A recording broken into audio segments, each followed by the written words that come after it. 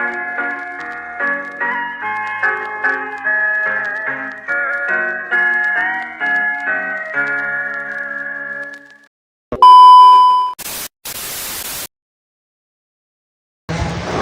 teman-teman semua, kembali lagi bersama kami kelompok 2 dalam podcast hari ini.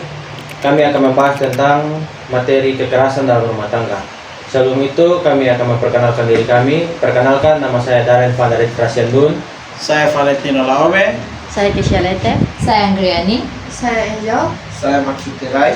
Baik, sekian perkenalan dari kami. Sekarang kami akan masuk dalam pembahasan podcast pada hari ini. Kami akan membahas podcast tentang kekerasan dalam rumah tangga dalam lingkup hukum keluarga. Menurut teman-teman, saya ingin bertanya, apa yang dimaksud dengan kekerasan dalam rumah tangga? Kekerasan dalam rumah tangga itu yaitu kekerasan yang sering terjadi dalam hubungan suami istri yang terjadi dalam lingkup keluarga. Nah itu contohnya itu bisa kekerasan secara fisik, verbal, dan ekonomi. Jadi bisa juga pelantaran dari setiap rumah tangga. Oke, baik. Banyak orang masih berpikir bahwa KDRT itu cuma kekerasan fisik. Menurut teman-teman, bentuk KDRT apa saja yang masih sering tidak disadari?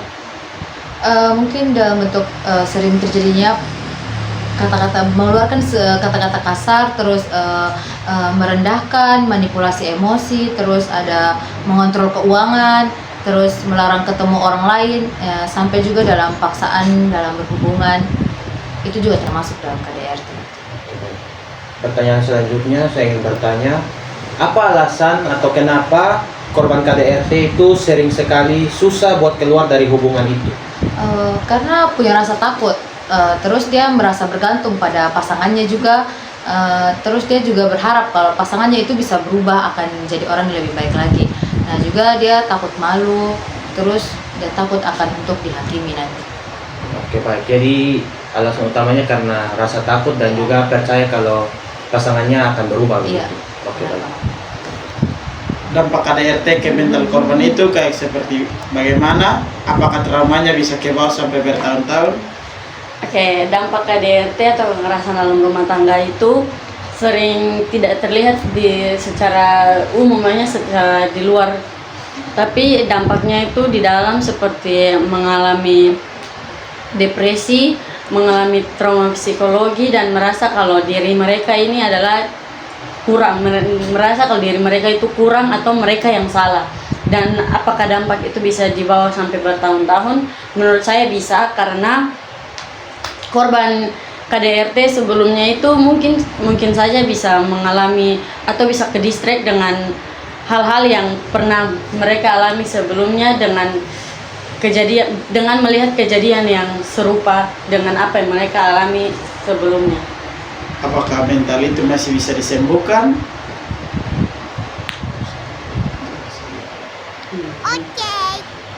Menurut saya mental itu paling sulit untuk disembuhkan karena itu sifatnya bertahan lama dan dia bukan tentang fisik, yang memang fisik pasti bisa sembuh.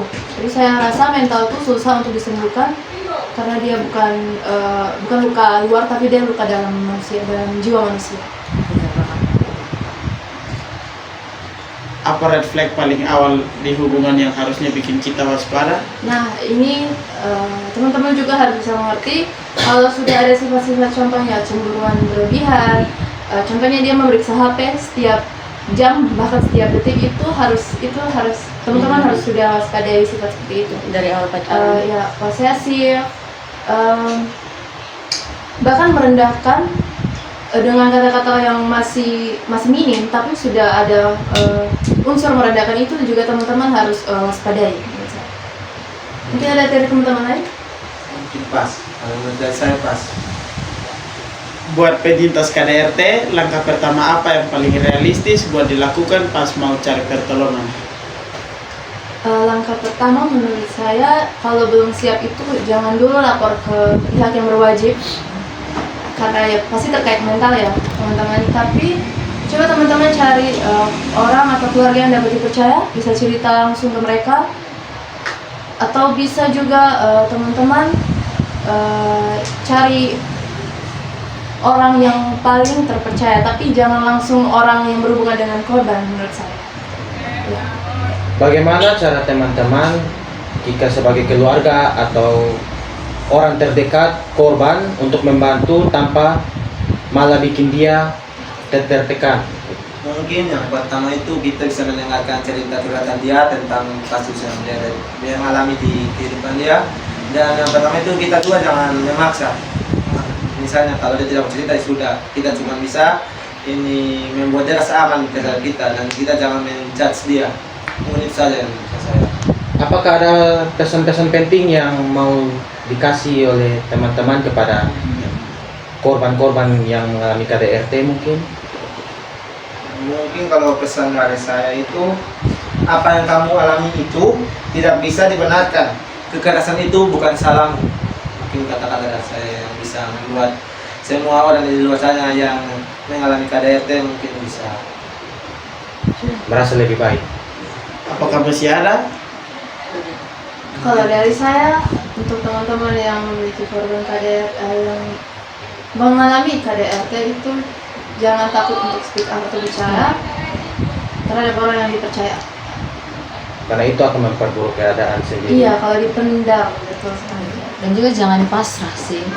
Kayak harus Dan jangan stuck jangan pas dengan orang yang sudah tahu sifatnya gitu, dan dia jangan Iya. ada harapan kalau dia akan berubah. benar sekali.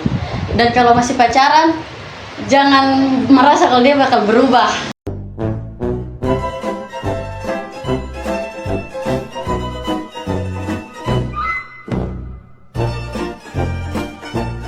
Pas menikah, kan itu sana yang akan berubah. Sifat asli Benar, teman-teman. benar Terima banget. kasihnya. Ya, kita mandiri nih. terima kasih. Oke, baik. Terima kasih teman-teman semua telah menjawab pertanyaan dari kami berdua.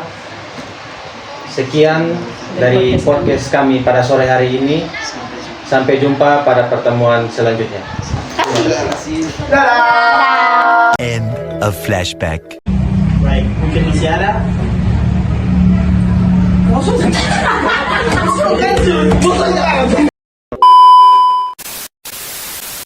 Saya Valentino Laome.